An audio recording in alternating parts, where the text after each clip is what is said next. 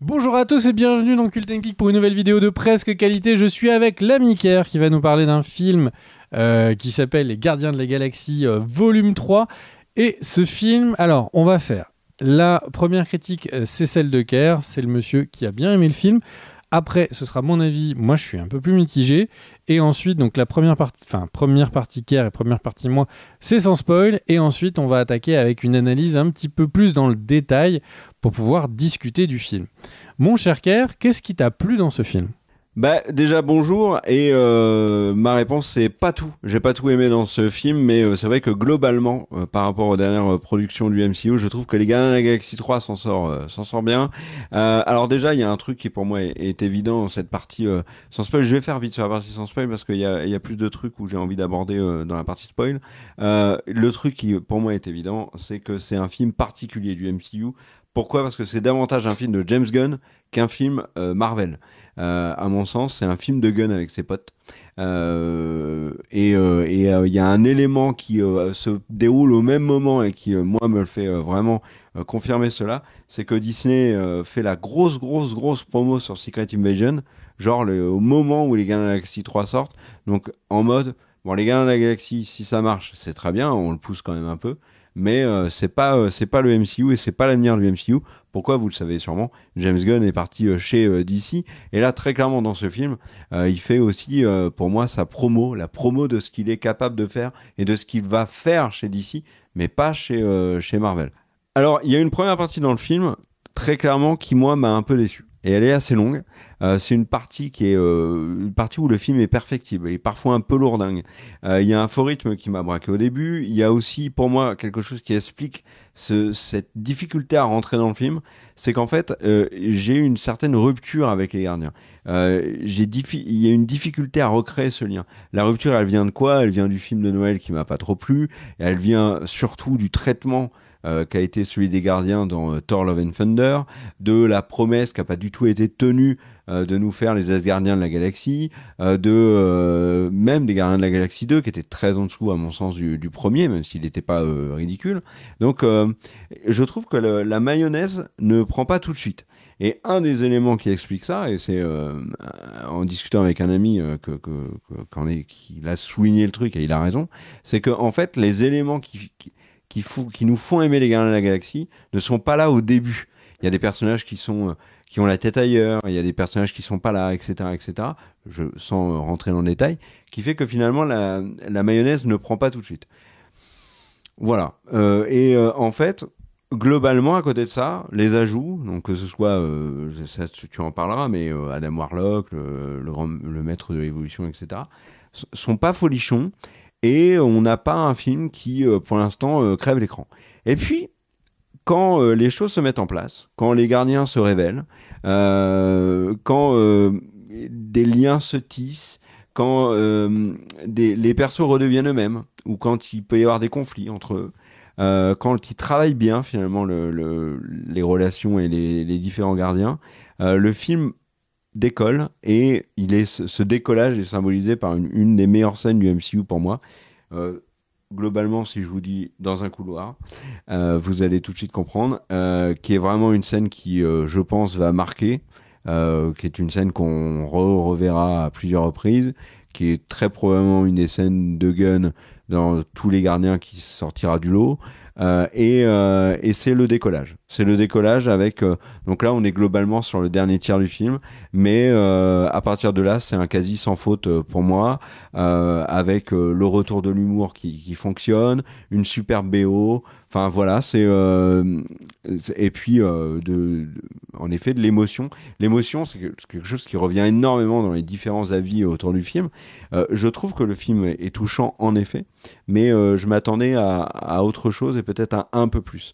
Mais sur la dernière partie, le film est très efficace. C'est en effet une belle conclusion pour les Gardiens de la Galaxie de James Gunn. Et en plus, il y a vraiment une chose qui, moi, m'a marqué, mon cher Greg, dans ce film, c'est que Gunn, libéré, fait vraiment ce qu'il veut. Et je pense que c'est le film du MCU qui doit le plus à son réalisateur. Il maîtrise vraiment le film comme il le veut parce qu'il a eu énormément de problèmes à le faire, ce film, on le sait. Il a été viré pour des anciens tweets. Il est revenu sous la pression des acteurs, pardon. Entre-temps, il a pris les commandes de chez DC. Donc, on a Disney qui veut s'en débarrasser parce que James Gunn, il y travaille dans les deux camps. Mais en même temps, on a Disney qui veulent pas perdre tous les acteurs parce qu'il y a des acteurs qui sont très importants, et notamment pour le public. Et mais Gunn, lui, là, il fait son film. Voilà, il fait ses adieux, comme je disais tout à l'heure, il fait la promo de ce qui va arriver chez DC. Et dans ce film-là, mine de rien, il fait ce qu'on a déjà pu voir, tu vois, dans Suicide Squad ou dans Peacemaker. On a un film avec un humour qui est plus cru. Moi, j'ai été étonné de voir des insultes. Un film qui est plus violent. Un film avec des morts qui sont vraiment brutales. Des morts qui sont parfois vraiment choquantes. Et il y a même une réflexion spirituelle qui apparaît comme ça dans le film, qui m'a assez étonné. Donc,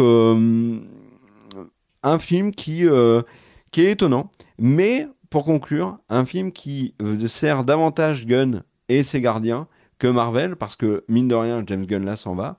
La plupart des acteurs, on peut le penser aussi. On verra, on va faire une vidéo sur le sujet quel gardien reverrons-nous.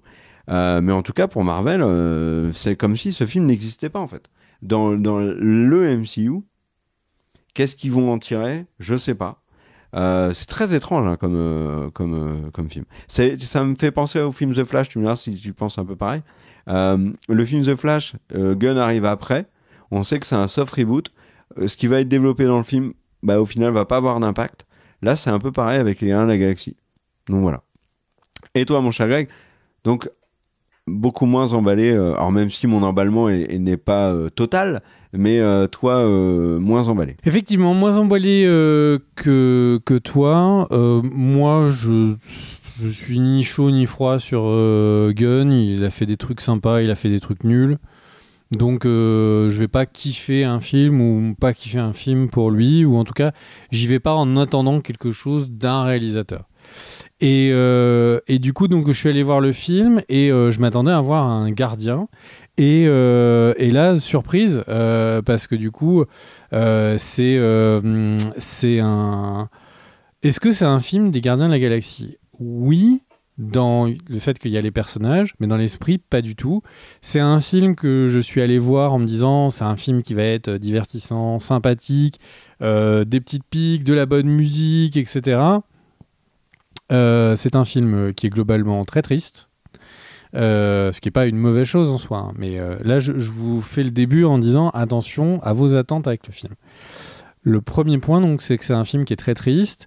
C'est un film qui peut avoir des images qui sont, si vous êtes particulièrement sensible aux questions animales, qui peut être dur à regarder. C'est un film qu'il ne faut absolument pas aller voir avec un enfant de moins de 13 ans aux États-Unis. Ils ont jugé que c'était la barrière, donc n'y allez pas avec un enfant. Il y a des images assez graphiques qui peuvent être choquantes. Comme l'a dit Kerr, hein, c'est un film où il y a des personnages... qui peuvent être attachants, machin, et qui meurent violemment. Donc c'est un film qui est surprenant sur ce ton.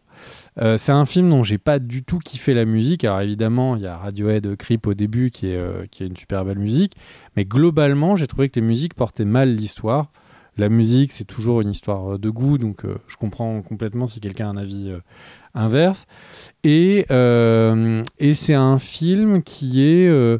avec globalement des personnages qui s'engueulent beaucoup. On est très loin de l'esprit familial qu'il y avait particulièrement dans le 2. Dans l'esprit du 1, c'était comment on allait créer cette famille. Là, c'est une famille qui est en divorce, quoi. Tout le monde crie, tout le monde s'engueule. Donc, et ça, c'est vraiment tout le film. Donc déjà, il y a des éléments qui font que si vous allez voir ce film, sachez que c'est des tonalités, des couleurs très différentes sur lesquelles ils sont allés travailler. Est-ce que c'est mal pour autant ? Non, on peut faire des trucs qui sont tristes et qui sont très bien. On peut faire des films qui se loupent un peu sur la musique, mais qui sont réussis. Il y a beaucoup de... Donc là, je vais faire les côtés un peu positifs avant de retourner sur les trucs qui, moi, ne m'ont pas plu. Il y a, dans les points positifs, il y a des vrais efforts de travail sur le dynamisme de la caméra. On sent qu'ils essayent d'avoir vraiment une caméra qui est fluide, qui va chercher des plans. J'ai presque l'impression que tout le film est un brouillon. Alors là, je prends un peu les termes de Gunn. Il dit souvent que ces films d'avant, il les améliorait s'il les faisait maintenant et que, au final, il les a un petit peu... il va pas les retravailler. Il faut savoir les abandonner pour passer à la suite et faire quelque chose de nouveau. Et c'est assez marrant parce qu'on a l'impression que tout le film est un peu le brouillon sur la partie action, par exemple, de cette scène dans le couloir. La scène dans le couloir, elle est ouf.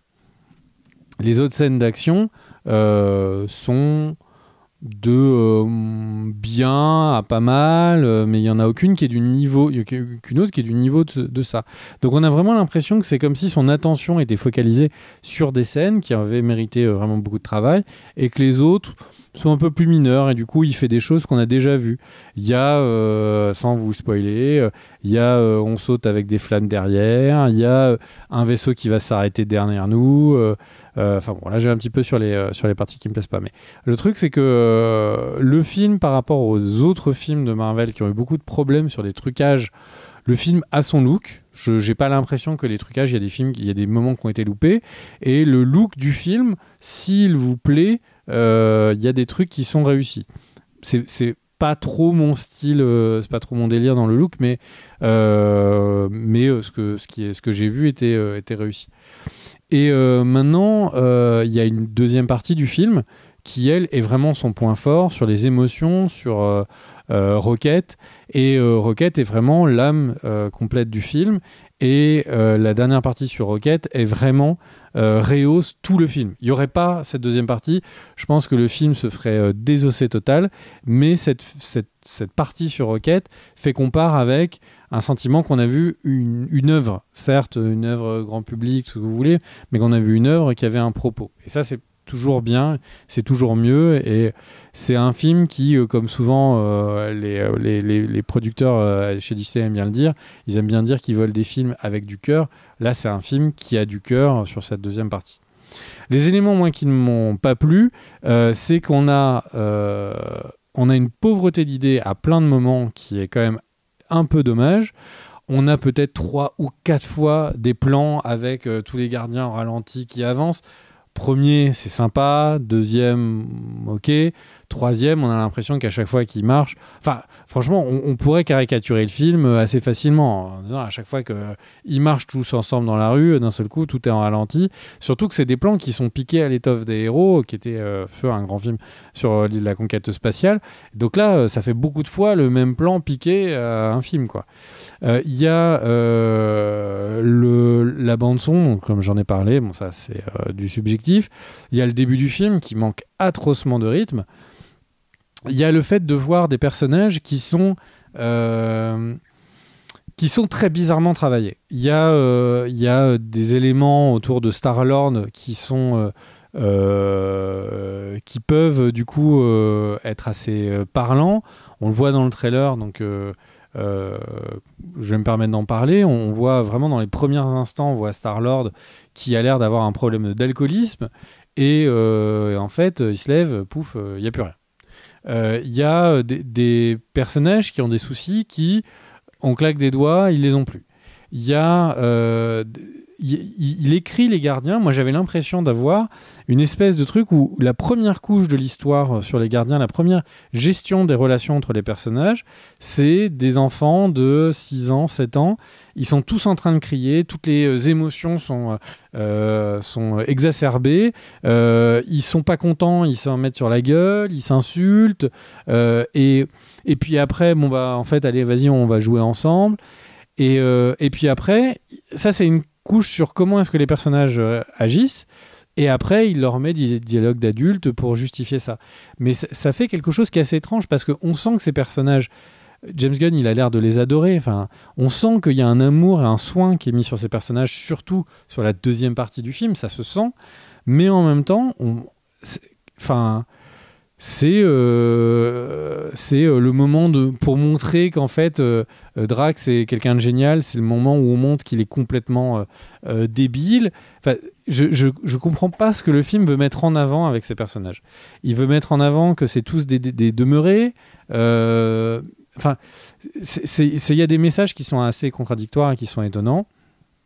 Et puis, j'ai envie de dire, est-ce que ça en fait un film qui n'aurait pas la moyenne si on le notait? Non, pas du tout, parce que la fin est quand même très réussie. Le méchant, le grand méchant, c'est très facile de le détester très vite, parce que du coup, le mec, c'est le méchant qui torture des animaux. Bon, voilà, je pense qu'il n'y a pas grand monde dans la salle qui va prendre son parti au bout de quelques instants. Tout le monde a envie de le tuer. C'est un méchant qui, de base, là pour le coup, ils ont trouvé le truc facile pour que tout le monde le déteste. C'est un méchant qui est un méchant qu'à mon avis, on n'oubliera pas si vite dans le MCU. Et donc, dans les éléments négatifs, car on en reparlera après, ils ont massacré certains. En fait, il y a des personnages qui sont introduits qui étaient des points d'entrée pour des suites de comics énormes chez Marvel. Ils les ont détruits. Enfin, vraiment, ils en ont fait des 2-3 blagues en échange d'avoir détruit peut-être des centaines de comics. Donc ça, j'avoue que ça m'a un petit peu chafouiné. Et on a l'impression que ce film, s'il n'existait pas, il n'aurait pas d'impact sur le MCU. C'est-à-dire qu'entre le début et la fin, qu'est-ce qui s'est passé? Des événements qui n'auront potentiellement un impact que...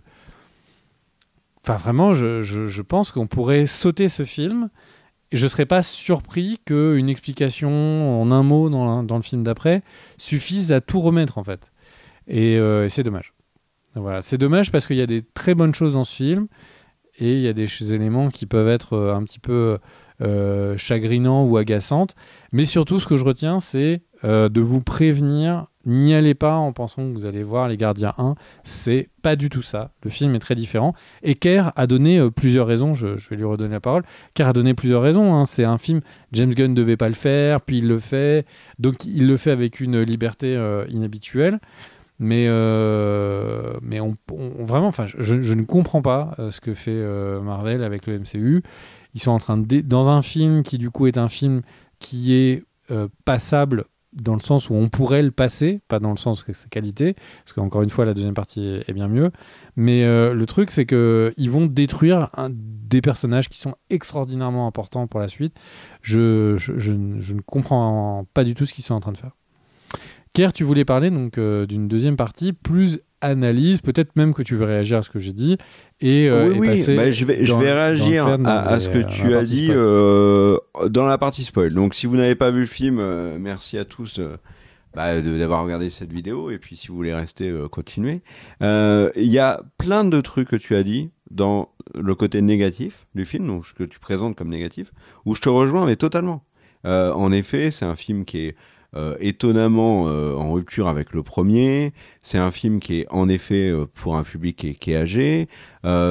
Tu parles de musique et qui est assez décevante. Alors il y a un truc avec la musique au niveau du temps. Il joue avec la musique sur les décennies. Je pense qu'il y a un truc à creuser là-dessus. Même visuellement, tu vois, il l'associe. Par contre, je suis d'accord que, par exemple, un truc qui m'a beaucoup plu dans le premier et qui est pas du tout dans le 3, c'est que le fait que la musique servait aussi d'élément comique dans le premier. Avec Star-Lord qui danse devant Ronan ou Star-Lord qui commence en dansant et on découvre le personnage comme ça. Là, moi, quand je disais que la BO était excellente, je parlais vraiment pas de morceaux qui ont été choisis. Je parlais vraiment de l'orchestral. Sur la fin, par exemple, il y a des scènes où la musique, mais orchestrale, défonce totalement.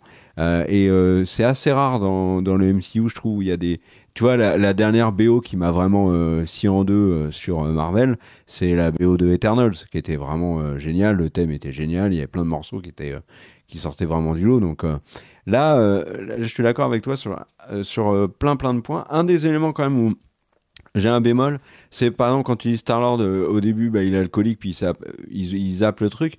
Ah ouais, en fait, à cause de son excès d'alcool, il vient de perdre Rocket. Donc bah oui, forcément, il repicole pas après. Ah, un autre truc aussi que tu as dit, c'était les relations, les engueulades entre les personnages. C'est vrai, et c'est étonnant. Par contre, je trouve que c'est une vraie force du film. C'est une vraie force du film parce que les personnages, t'as vraiment l'impression que c'est un groupe qui peut plus trop se sentir, ou qui a vécu tellement de trucs, et notamment des trucs très durs, qui fait qu'il y a un ras-le-bol, tu vois, il y a une usure. Tu la sens, l'usure de Nebula qui a perdu sa sœur, qui doit porter Star-Lord, qui se farcit les conneries continues de Drax. Elle en a marre. Mantis, elle en a marre aussi de devoir porter Star-Lord, de subir la colère de Nebula. T'as vraiment des personnages qui sont usés, et et en fait, le fait qu'ils se prennent la tête à plusieurs moments, déjà, ça permet d'amener une conclusion qui est très très forte, par exemple sur Drax. C'est-à-dire que la scène, tu vois, où tu dis les Drax, c'est super parce il est stupide. Mais quand Mantis dit oui, t'es stupide, je trouve que cette scène, elle est géniale parce que elle est cruelle. Elle est cruelle et on se rend compte qu'en fait, oui, en fait, moi j'y ai pensé, je me suis dit, Gunn assume totalement le fait qu'il y ait dans son film un personnage qui est bête, alors qu'il y a plein de films où tu as un personnage qui est stupide, où on va se moquer de lui à n'en plus finir, et surtout on va jamais lui dire. Et là, Mantis lui dit avec, en plus elle lui dit avec énormément d'amour, elle lui dit ouais t'es stupide. Mais la conclusion de tout ça, c'est Nebula qui dit ben t'es surtout ta vraie force, c'est d'être un père. Et tu vois cette scène là de fin avec Drax, moi je l'ai trouvé très très réussi. Mais je voulais, il y a un truc dans la partie avec spoil que je voulais expliquer un peu, c'est le pourquoi ça marche pas au début, je trouve. Tu vois, t'as Star-Lord qui est plus Star-Lord du tout depuis un moment, en fait. Parce que Star-Lord, il a été éclipsé par Thor, et ensuite, il est ravagé par le deuil qu'il a avec Gamora, donc c'est plus Star-Lord. Là, t'as raison, il picole, etc. au début, enfin, et même, tu vois, dans le truc de Noël, il m'avait gavé. Gamora, c'est plus Gamora. Nebula, elle a jamais été fun. Rocket, qui est quand même le personnage qui est souvent le point de départ des éléments les plus marrants, bah il est allongé. Groot, sans Rocket, ça marche moins bien.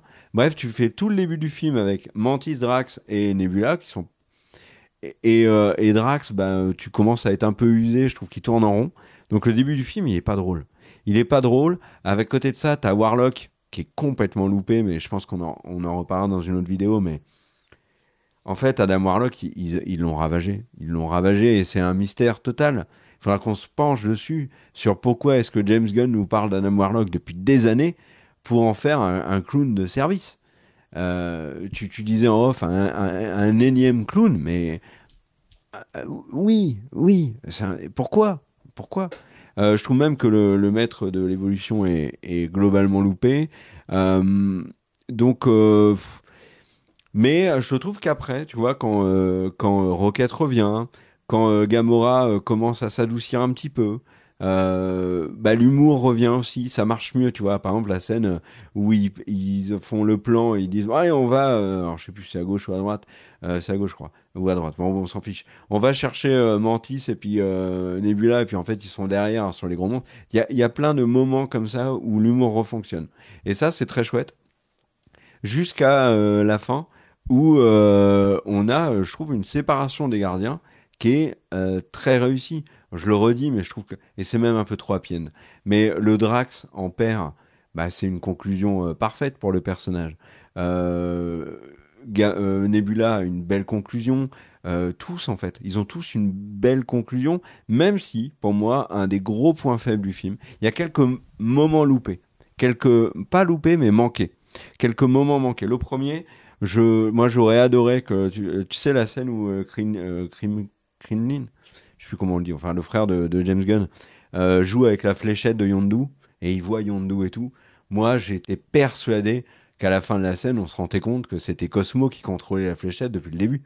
Et en fait non. C'est juste lui qui, ça y est, il est comme Yondu. C'est trop happy end, ça c'est pas Gardien. Gardien, ça aurait été la vanne, tu vois, à la fin, la chute, elle te fait rire. Et voilà. Et le truc aussi que j'aurais trouvé très réussi, pour le symbole et pour la force du film, c'est que j'aurais voulu que Star-Lord meure. Dans les conditions où il meurt, c'est-à-dire un train de gelée, comme avait failli mourir Gamora dans le 1. Donc il y avait un parallèle très fort entre les deux scènes. et puis il retrouvait celle qu'il a perdue. Il y avait une raison claire, nette et précise d'expliquer pourquoi est-ce que les gardiens on les avait plus, pourquoi ils se séparaient, parce qu'ils avaient perdu leur leader. Et ça aurait été très réussi. Ceci étant dit, à aucun moment dans cette scène tu crois à la mort de Star-Lord parce que tu sais qu'il y a Adam Warlock sur le vaisseau. Voilà. Donc voilà. Après il y a encore plein de choses à dire. Mais est-ce que tu vas rajouter des trucs sur la partie avec spoil? T'aurais tué un personnage toi ou pas? Est-ce que c'est pas une faiblesse du film? Écoute, une faiblesse du film, je sais pas. Ça aurait eu peu de sens. Enfin, je sais pas si ça aurait vraiment eu du sens de le tuer à ce moment-là. Il avait pas dit ce qu'il voulait dire et tout. Moi, ce que je trouve, c'est que une des forces du film, c'est qu'il réhabilite Star-Lord. C'est-à-dire que on retrouve le Star-Lord qui a des bonnes idées. Donc ça, c'est bien.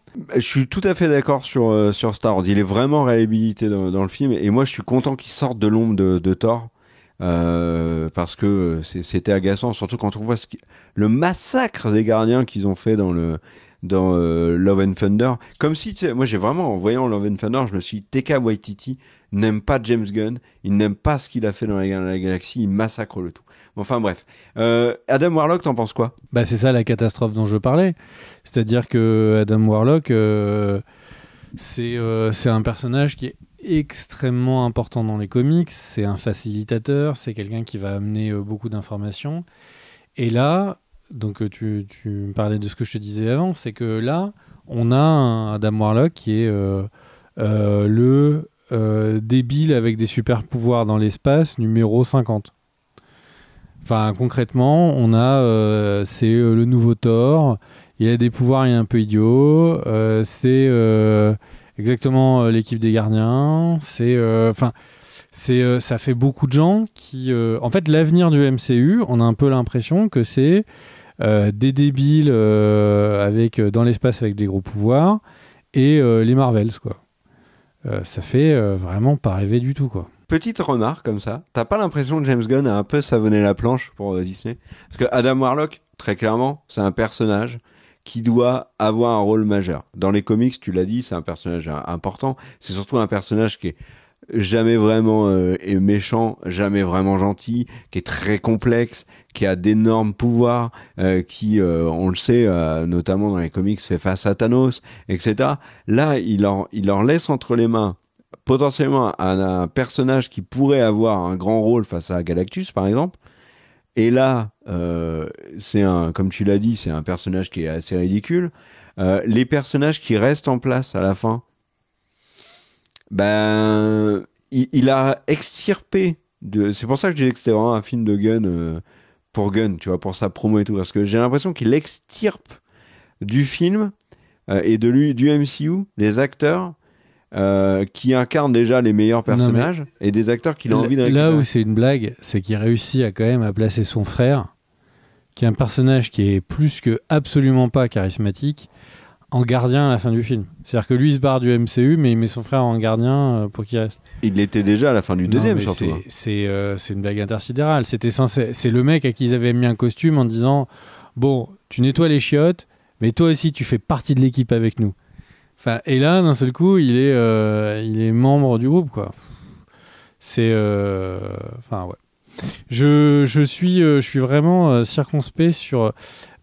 Enfin, juste pour réagir sur ce que tu disais tout à l'heure, moi, je pense pas que James Gunn ait savonné la planche. Je pense qu'il a fait le meilleur film qu'il pouvait faire dans le temps qui lui était imparti, avec les envies qu'il fait. Moi, j'ai vraiment vu un film de James Gunn. Hein. J'ai pas eu l'impression qu'il avait fait exprès qu'il y ait des moments qui soient nuls. Sinon, la fin serait pas comme elle est. La fin, elle sauve le film. Je trouve que James Gunn, tu vois, sur Adam Warlock, pour revenir à Adam Warlock, il y a un côté très Superman dans Adam Warlock qui m'a énormément rassuré. Parce que comme on sait que James Gunn va faire un Superman, je me suis dit, ok, visuellement et tout, il a le truc. Par contre, la manière de développer le côté vraiment neuneux d'Adam Warlock, moi, j'ai eu ce sentiment qu'il voulait pas que Marvel, en sortant des Gardiens, puisse avoir un personnage extrêmement intéressant, extrêmement complexe, un Superman-like, tu vois. Alors, je suis pas du tout d'accord avec toi sur le fait que Adam Warlock soit bien filmé. Hein. L'arrivée d'Adam Warlock, je l'ai trouvé hyper naze. Elle manque de rythme. Mais il est comme ça. Tu parlais de manque de rythme. Il est comme ça, on le voit. Il a absolument aucun charisme. C'est une des entrées de super-héros les plus loupées, la plus loupée du MCU peut-être. Moi, ça m'a pas du tout rassuré sur le fait qu'il savait faire un Superman.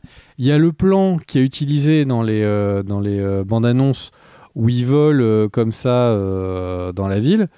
C'est un plan, ça dure 10 secondes. Sur le film, ça passe pas lourd. Hein. Ouais, non. Moi, je suis moins dur, mais moi, il m'a quand même rassuré, Gunn, mais pas plus que ça, tu vois. Mais je trouve qu'il y a un parallèle, notamment dans les pouvoirs, dans le fait de voler et tout, entre Warlock et Superman. Mais ouais, non, moi, j'ai vraiment surtout qu'il a dominé sur ce personnage-là et sur d'autres. Hein, c'est qu'il avait pas envie de laisser en partant des gardiens, des personnages trop puissants. Et très clairement, quand tu vois qui dit, mais on en parlera plutôt dans la vidéo sur quel gardien reverrons-nous. Mais ouais, moi j'ai l'impression que Gunn n'avait pas envie de laisser vraiment à Marvel tant de personnes, la possibilité de réutiliser ces personnages aussi facilement. Et j'ai l'impression aussi, quand tu lis les interviews, que le casting est tout à fait complice de ça aussi, parce qu'ils n'ont pas tellement envie de revenir chez Disney. Mais enfin, ça sera le sujet d'une autre vidéo. Et avant de conclure cette vidéo critique donc des Gardiens de la Galaxie 3, je vais parler d'un truc que tu as évoqué, notamment sur la violence, mais c'est un truc qu'on n'avait pas vu chez Marvel. Enfin, les gardiens arrivent sur une planète, donc contre-Terre, qui est globalement pour moi un passage qui est loupé. Ils arrivent sur cette planète. Ils sont accueillis par une famille. On voit le voisinage et tout et tout. Et derrière, ils massacrent tout le monde. Genre même la famille qui a accueilli les gardiens n'est même pas embarquée en douce sur le vaisseau histoire de les sauver. C'est cru et c'est brutal comme on n'a jamais eu dans le MCU. Vous allez pouvoir me citer Thanos qui tue la moitié notamment du peuple de Gamora, mais il n'y a pas de... c'est le peuple dans son entièreté. Il y a pas, tu vois, de personnification, d'éléments concrets auxquels on peut s'attacher, on peut avoir un lien. Là, c'est une vue de très haut, donc c'est dramatique aussi. Mais là, il y a vraiment des personnages qu'on côtoie, qui sont shootés. On a dans le film des trucs aussi qui m'ont énormément étonné, c'est l'usage d'insultes. Alors, par exemple, entre Mantis et Nebula, des choses qu'on n'avait pas vues jusqu'à présent. Et puis, je parlais de réflexion spirituelle. Alors, dans le MCU, les divinités sont présentes. Il y a même des personnages qui sont considérés comme des divinités par les êtres humains. Mais là, j'ai vraiment l'impression que James Gunn, il a parlé enfin, il a eu un discours intime sur le côté spirituel, avec par exemple le moment où Rocket retrouve les animaux dans la lumière, le fait qu'il y a un énorme clin d'œil entre Star-Lord et Adam Warlock sur la peinture de Michel-Ange dans la Chapelle Sistine, le fait que juste après qu'on voit Rocket dans la lumière, on a le maître de l'évolution qui dit Dieu n'existe pas, etc. Enfin, il y a une réflexion où il y a un message qui est là et qui est étonnant aussi, je trouve, dans le MCU. Il y a plein de trucs dans ce film qui sont pas MCU compatibles. Et je te rejoins, tu le disais tout à l'heure. Bah ouais, il sert à quoi ce film dans le MCU? Bah, il sert à conclure la trilogie de Gunn. Donc c'est vraiment pour le coup un film de Gunn, quoi. Et pas un film du MCU. Et c'est étonnant. Et du coup, la réflexion qu'on aura sur quels personnages vont revenir ou pas est du coup intéressante à ce niveau-là. Enfin voilà. Merci à tous d'avoir regardé cette vidéo. On se retrouve très vite pour une autre vidéo sur la chaîne. Merci aux tipeurs pour votre soutien. Et je te laisse le mot de la fin, mon cher Greg. Le mot de la fin, c'est ça va être Warlock, Wizard. Des bisous, ciao ciao.